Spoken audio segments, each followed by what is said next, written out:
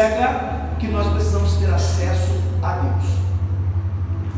E por isso que talvez muitas orações, se não a maioria absoluta das orações, não são ouvidas, ou não são recebidas pelo Senhor, ou não são a manifestação profunda da vontade de Deus na vida de cada um de nós.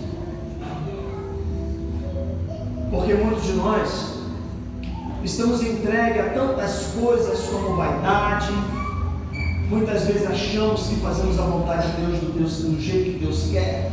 Muitas vezes achamos que somos alguém. Se você é do ministério de louvor, você acha que você louva maravilhosamente bem. E eu vou ser bem sincero com o ministério de louvor. Ministério de louvor, e eu falo isso inclusive para a pastora, no fundo, vocês não louvam nada. Nada. Nem sequer começaram a aprender para que possam louvar lá na glória. Que é isso, pastor? O próprio pastor da igreja está arrasando com o ministério de louvor. Não, eu não estou falando do ministério de louvor dessa igreja, estou falando de todos os ministérios de louvor, de todas as igrejas na face da terra. Nenhum de nós, ou nenhum desses, sabe louvar direito. Sabe quem sabe louvar? Quem sabe louvar de verdade, de fato de verdade? Quem sabe louvar de maneira que agrada de verdade o coração do Senhor? Quem sabe? Quem sabe? Quem sabe, Chico? Pode falar. Os anjos. Só os anjos.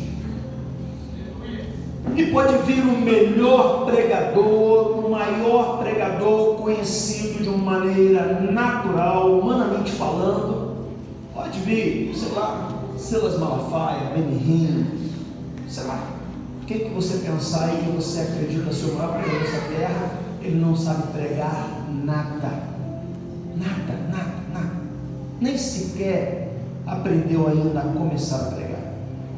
Porque quem pregava muito bem nesta terra, de uma maneira incomparável, quem era, Charlie? Já que você falou primeiro, quem foi o maior pregador dessa terra? Fala. Jesus. Então eu estou lá no final da fila dos pregadores. Jesus está lá no primeiro da fila, eu estou lá no final da fila. E talvez ainda que, apesar de estar lá no final, ainda estou distante do final, já não estou nem vendo mais o final da fila lá na minha frente. Então, a realidade é que nós não somos nada. E sabe o que é maravilhoso na vida de um homem, de uma mulher de Deus? É quando ele tem a certeza absoluta de que ele não é nada. Quanto menos você for, maior você será diante de Deus. Quanto menos você se achar, maior certeza você terá de que você é alguém. Quanto menos você subir, quanto mais você descer, mais você crescerá diante de Deus. E eu volto a explicar, ou falar, que as igrejas hoje raramente pregam algo desse tipo, desse teor, dessa profundidade, para que as tuas orações, os teus pedidos, as tuas petições, os vossos clamores possam de verdade alcançar os ouvidos do Senhor, para que o Senhor possa verdadeiramente agir na tua vida, agir na tua casa, agir na igreja, na obra dele, na cidade a qual ele já determinou que a cidade será a cidade do Senhor. Eu acredito em nome de Jesus que Deus já determinou que a cidade de Fervedouro num dia será a cidade do Senhor, ou uma cidade do Senhor. Eu quero falar rapidamente, antes de nós entrarmos nos textos bíblicos, na palavra de Deus, eu quero falar rapidamente sobre humildade. Humildade é algo tão profundo que, se você não tem humildade, eu posso dizer com toda segurança, baseada nos textos bíblicos, que é fato, se você não tem humildade, então você não tem amor no coração. E é algo muito sério, porque a falta de amor te separa de Deus, te deixa muito distante de Deus, desvia o seu caminho da qual você está buscando, do qual você está buscando, que é se aproximar cada vez mais de Deus. Mas se você não tem humildade, você não tem amor. E talvez você pense assim: eu quero crescer na igreja, na obra de Deus. Uns almejam ser missionários, né, Jean? Não é isso? Uns almejam ser missionários, outros almejam ser evangelistas, pastores, presbíteros, grandes mestres do estudo bíblico. Muitos almejam fazer parte do ministério de louvor. Eu quero crescer na igreja, eu quero crescer na obra de Deus, eu quero ser um pastor, eu quero pregar, eu quero evangelizar, eu quero louvar, mas eu quero fazer isso como ninguém. Eu vou dizer algo para você: não há maior maneira de se crescer diante de Deus, na obra de Deus, na igreja, do que quando você assume a totalidade da humildade na tua vida. Quanto mais humildade você adquirir na tua vida, maior você será diante de Deus. Porque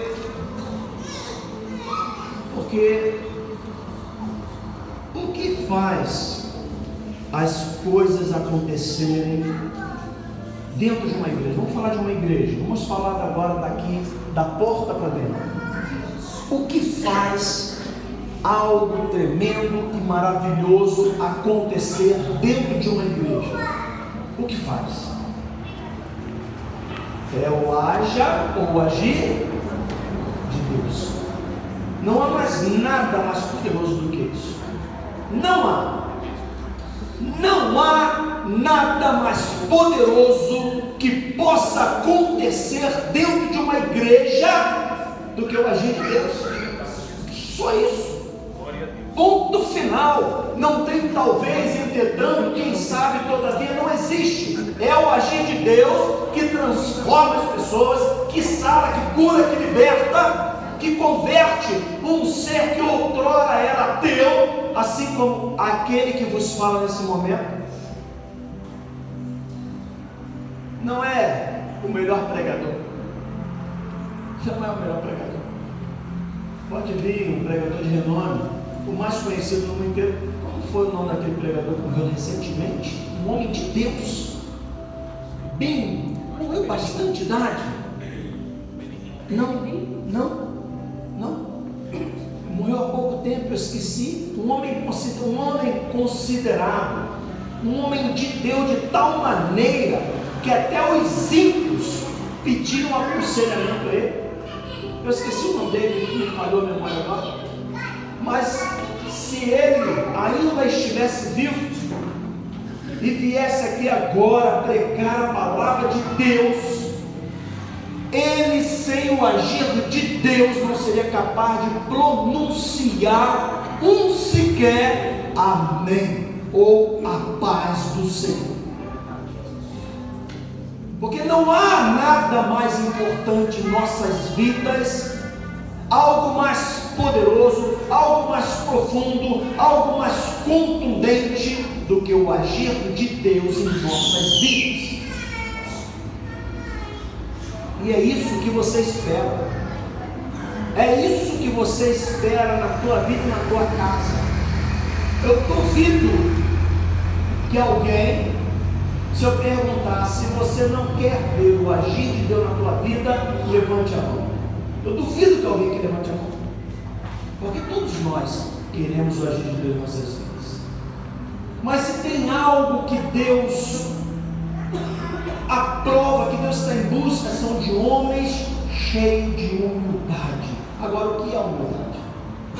Para que os amados venham entender o que nós vamos estar lendo aqui no texto bíblico, já vou estar entrando na palavra de Deus. Estou dando apenas essa introdução. Eu quero que você entenda o que é humildade. Humildade é, a princípio, uma qualidade A humildade é a qualidade de quem age com simplicidade.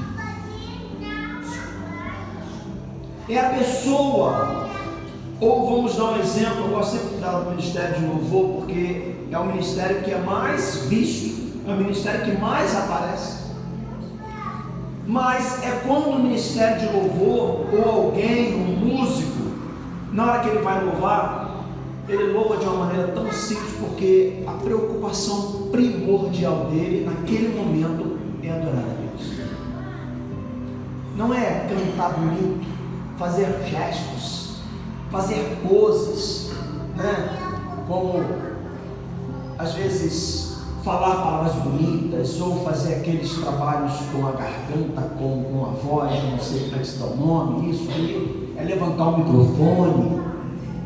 Não é nada disso. É a simplicidade.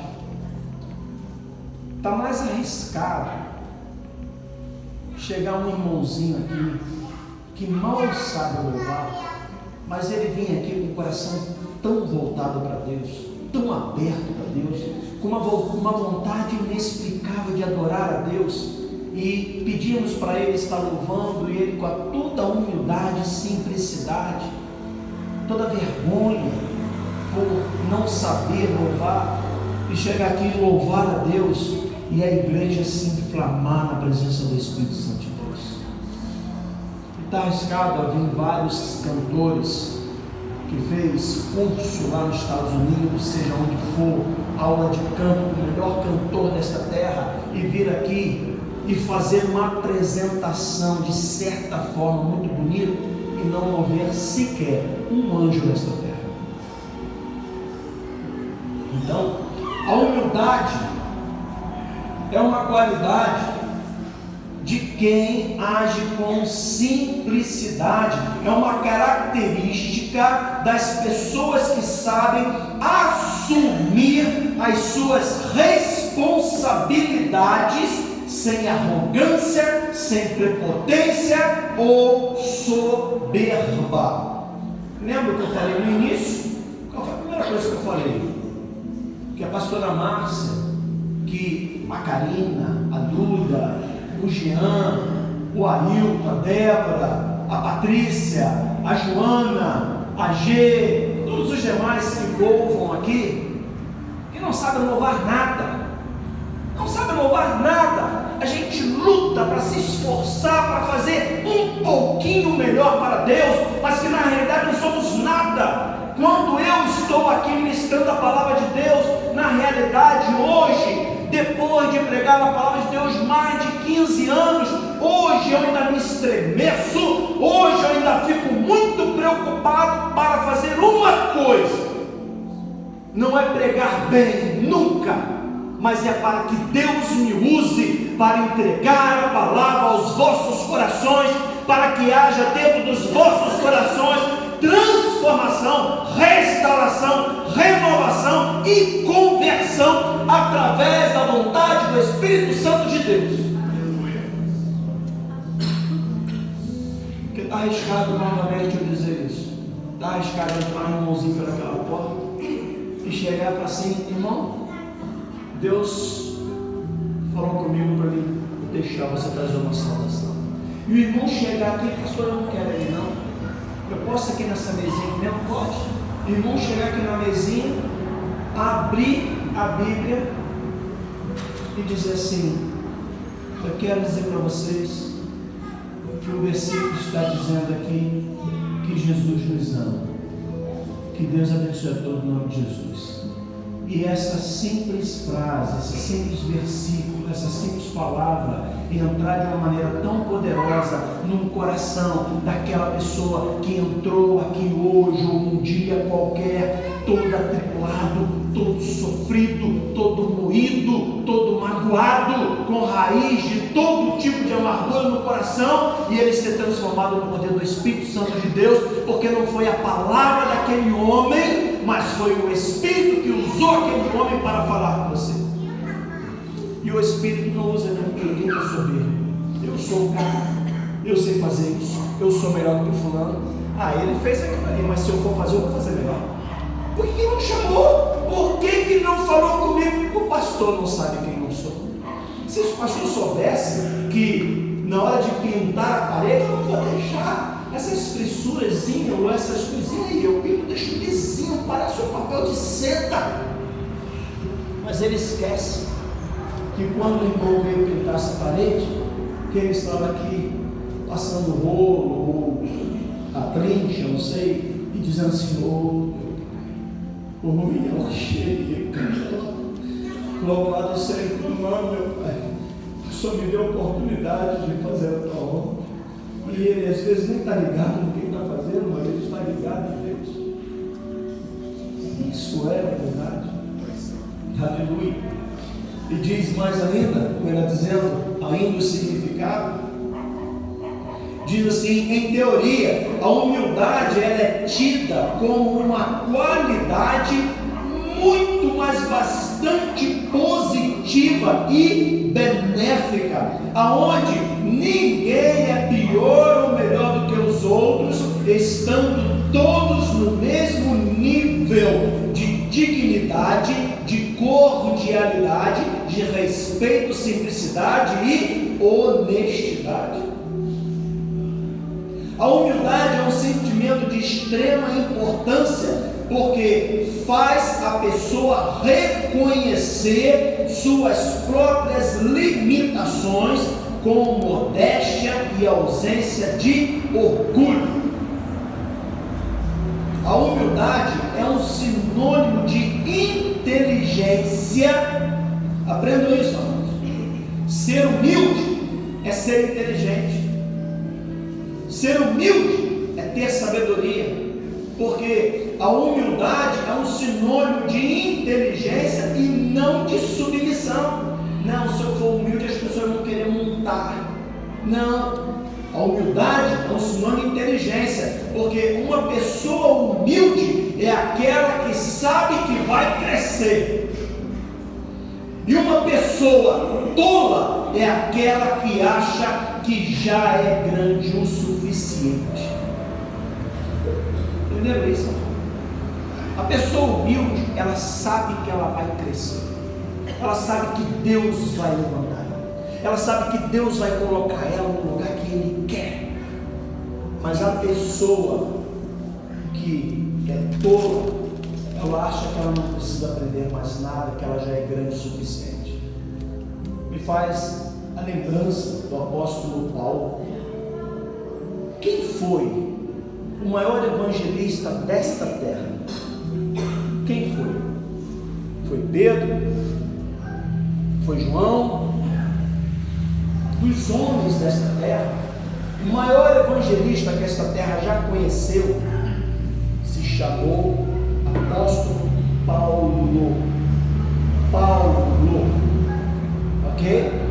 É incontestável isso, que o apóstolo Paulo foi o maior pregador que viajou por todas as terras, sofrendo todo tipo de mazela, perseguição. E qual é o significado da palavra Paulo? Podia ser o quê? O grande pregador, né? O grande homem de Deus, o grande apóstolo. E é interessante que quem chamou ele de Paulo não foi o nome, não foi o registro lá no cartório, não foi o pai, não foi a mãe, não. Porque lá no registro cartório o nome dele era Saulo.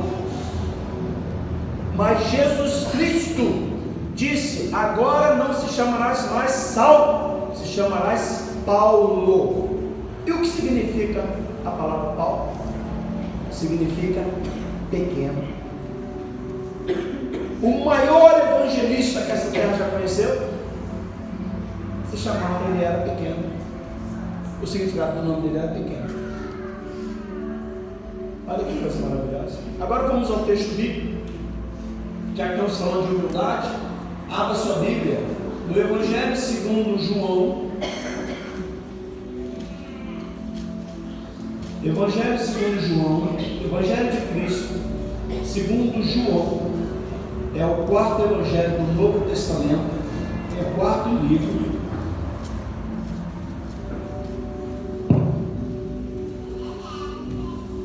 Aleluia, sim. Todos acharam? Eu vou estar lendo porque o texto está um pouquinho grande. Perdão, não falei capítulo, capítulo 13, me perdoem. Evangelho segundo João, capítulo 13, a partir do versículo 1. Evangelho segundo João, capítulo 13, versículo 1, diz assim: Ora, antes da festa da Páscoa, sabendo Jesus que era chegada a sua hora de passar deste mundo para o Pai, para Deus, tendo amado os seus que estavam no mundo, amou-os até o fim. Durante a ceia, tendo já o diabo posto no coração de Judas Iscariote, filho de Simão, que traísse a Jesus, sabendo este que o Pai tudo confiara nas suas mãos, e que ele viera de Deus e que voltava para Deus, levantou-se da ceia, tirou as vestimentas de cima e, tomando uma toalha, cingiu-se com ela. Depois deitou ou colocou a água numa bacia e passou a lavar os pés aos discípulos e enxugá-los com a toalha com quem estava cingido. Vamos dar uma pausa aqui. Depois, vou repetir o versículo assim, depois colocou água na bacia e passou a lavar os pés aos discípulos e enxugá-los com a toalha com quem estava cingido. Peraí, quem é que estava lavando aqui os pés dos discípulos? Quem é? Jesus. Ok? Mas espera aí, Jesus era o Filho de Deus, Jesus era o Mestre, o Senhor, o Sumo Pastor, o Salvador, o Messias, aquele que ia morrer por nós naquela cruz, e ele agora se tornou o mais simples, o mais humilde, numa linguagem bem popular, o mais ralé dos servos, ao ponto de lavar os pés dos servos. O que é maior? Vamos dizer que você tenha um servo, um empregado, e o seu empregado tem outro empregado. Quem é maior desses dois empregados? O primeiro, que é meu empregado, ou o segundo, que é empregado do meu empregado? Quem é maior? Quem é maior? Foi difícil a matemática? Foi complicado? Foi complicado, não foi? Então suponhamos que Charri é meu servo e o nosso amado e querido irmão, o Eric, é servo de Charri. Eu pago a Charri um salário de R$1.000 e Charri paga a Eric um salário de R$100. Dos dois, quem é o maior, humanamente falando? É ele, porque esse ainda é servo do meu servo, então ele é o mais inferior de nós três, correto? Amém? Mas Jesus se fez servo dos servos naquele momento e lavou os pés de cada um. Olha o exemplo que ele está nos dando nesta mensagem. Preste atenção. Jesus, o próprio Filho de Deus, lavando os pés dos apóstolos. Vamos continuar. Aleluia. E diz assim ainda: aproximou-se, pois, de Simão Pedro. Olha, se eu pudesse ter o prazer de conhecer qualquer um desses apóstolos, se eu pudesse voltar, se houvesse uma maquininha no tempo e que eu pudesse voltar lá atrás para conhecer qualquer um dos apóstolos. Se tem um que eu gostaria de conhecer, é Pedro. Porque todos os problemas, entre aspas, todos os questionamentos levantados na palavra de Deus, sempre quem era? Pedro. Sempre Pedro. Sempre Pedro. Pode reparar. Os outros muitas vezes são poucos mencionados, mas Pedro é sempre, entre aspas, o ator coadjuvante desse cenário que aqui está. E Pedro, olha o que aconteceu aqui. Aproximou-se hoje de Simão Pedro, Simão Pedro lhe disse: Senhor, tu me lavas os pés a mim? Respondeu-lhe Jesus: o que eu faço não sabes agora, compreendeu-as depois, ou seja, depois você vai compreender, Pedro. E disse Pedro: nunca, mas não mesmo, nunca me lavarás os pés. Pedro aqui agora dizendo assim: Senhor, eu até entendo o entendimento e a visão de Pedro, a qual ele quis dizer assim: não, o Senhor é meu mestre, o Senhor é o meu Senhor, o Senhor é meu sumo pastor, o Senhor é meu salvador, é o Filho de Deus, o Senhor lavou meu pé. Não, de jeito maneira, sou eu que tenho que lavar os meus pés. Não, de jeito maneira, o Senhor, que é o meu mestre, vai lavar os meus pés. O que será que Jesus falou para ele? Será que Jesus falou assim: não, você tem razão, eu sou seu mestre, então vem você lavar meus pés? Olha o que Jesus falou. E nessa passagem aqui há algo muito tremendo aqui que nós vamos entender aqui agora.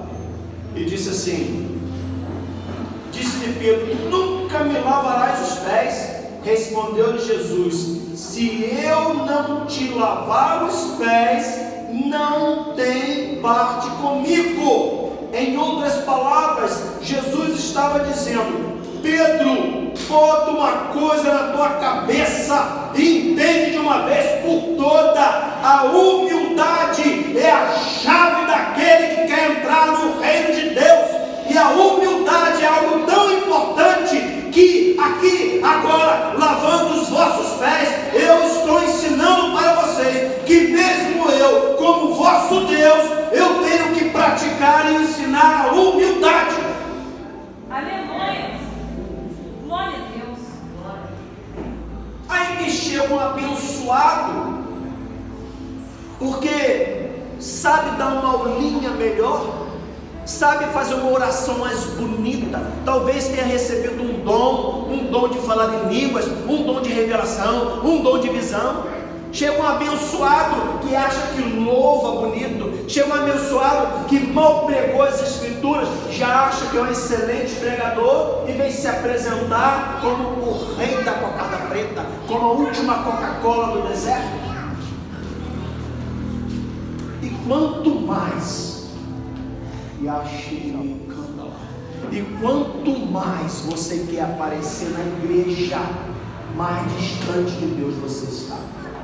Quanto mais você quiser aparecer na obra de Deus, mais distante de Deus você vai estar. E quanto mais você colocar no teu coração de que você não é nada, de que você não é digno, de que você é frágil, falho, pecador, indigno das coisas de Deus, mais você está perto de Deus. Glória a Deus. E continuando, diz assim, a gente quase concluindo. Então Pedro, aí agora Pedro acordou. Ele, olha a besteira que eu falei para o meu pai, ou perdão, para o meu Senhor, olha a besteira que eu falei. Misericórdia. Aí sabe o que ele falou? Ele falou assim: então Pedro lhe pediu: Senhor, não somente os pés, mas lava as mãos, a cabeça, o braço, lava tudo. Se é para ter comunhão contigo, se é para ter parte contigo, me lava inteiro. Ó, apara as unhas, faz minhas unhas, lava debaixo das unhas, o cantinho do sovaquinho, lava tudo, mestre. Porque se tem uma coisa que eu quero, é ter comunhão contigo. Foi isso que ele quis dizer ali. É isso que eu quero. Não importa se eu tenho que vai lavar os pés, pode lavar. Tem chulé purinho, pode lavar. Purinho.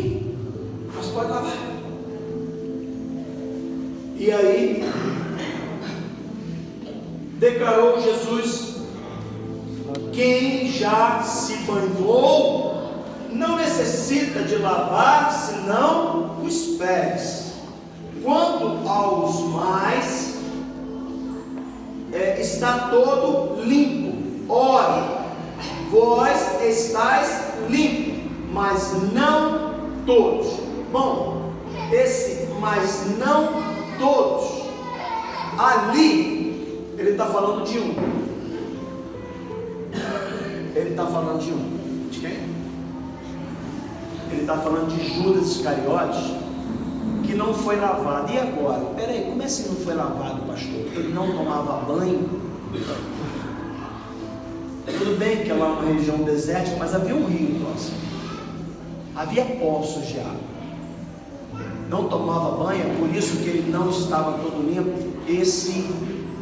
Preste atenção agora no que eu vou dizer para você. Por favor, preste atenção que eu só vou falar uma vez. Este é o maior problema, muitas vezes, do povo de Deus. Sabe o que? Interpretam a Bíblia, querem interpretar a Bíblia de uma maneira literária, ou seja, no que está escrito. A Bíblia, você jamais vai conseguir entender de uma maneira literária, jamais vai conseguir entender quando está escrito que Jesus é a água da vida. Se você pegar da maneira que está escrito, você vai abrir toda a torneira da tua casa o dia inteiro achando que Jesus vai sair pela torneira, porque Jesus é a água da vida. Não, a Bíblia é para ser entendida de uma maneira espiritual, é pela fé.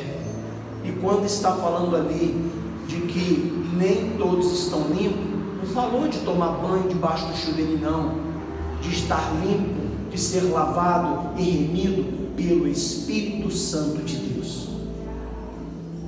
E há muitos dentro da igreja que estão imundos, porque ainda não foram de fato lavados pelo Espírito Santo de Deus, e agora vou mais além, lavados e remidos no sangue do Cordeiro. Porque se falta na tua vida humildade, é porque você nunca foi lavado no sangue do Cordeiro, porque o sangue do Cordeiro nos limpa, nos lava de todo pecado, e um dos pecados do homem é a soberba.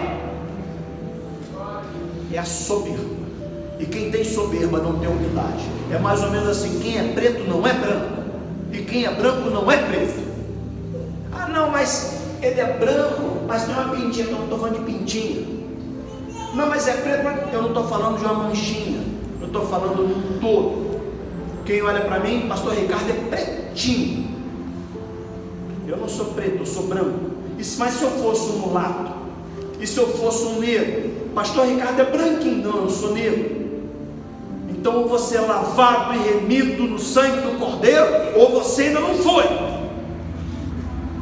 E a humildade, em outra passagem, diz que a humildade ela precede a honra de Deus. Se você quer ser honrado por Deus, seja financeiramente, naturalmente, espiritualmente, emocionalmente, dentro da tua casa, dentro da tua família, dentro da terra que você mora, entenda isso, que para ser honrado, primeiro você deve ser humilde.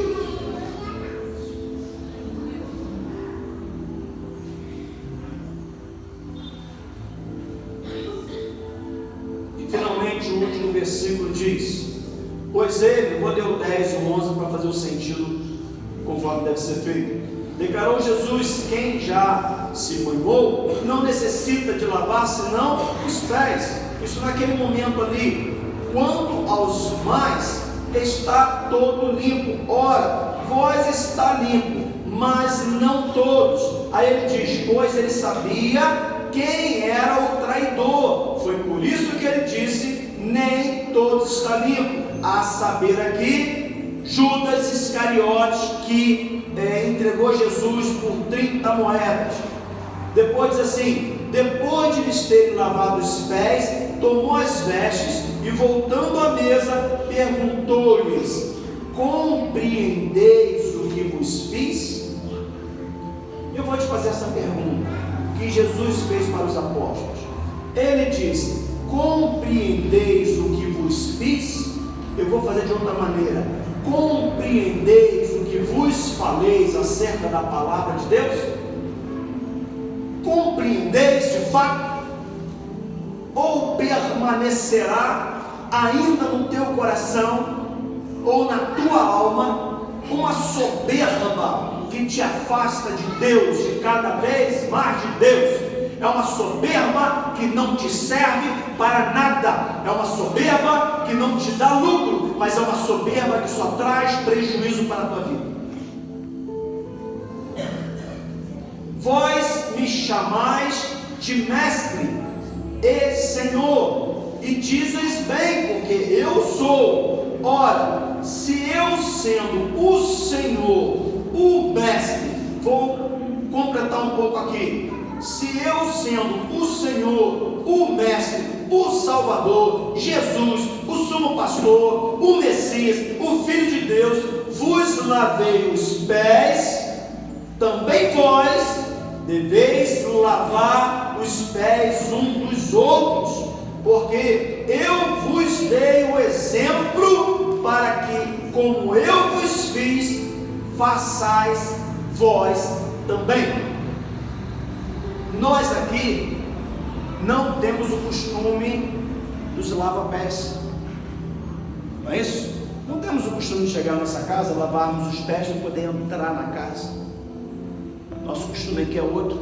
Mas quando se fala ali em lavar os pés, se fala em servidão, se fala em servir, se fala em ajudar, se fala em ser humilde, se fala em você, ou melhor dizendo, eu não sou melhor do que você é maior do que eu. Se fala em humildade, simplicidade, se fala em você se colocar na posição não de melhor do que ninguém, mas de mais simples.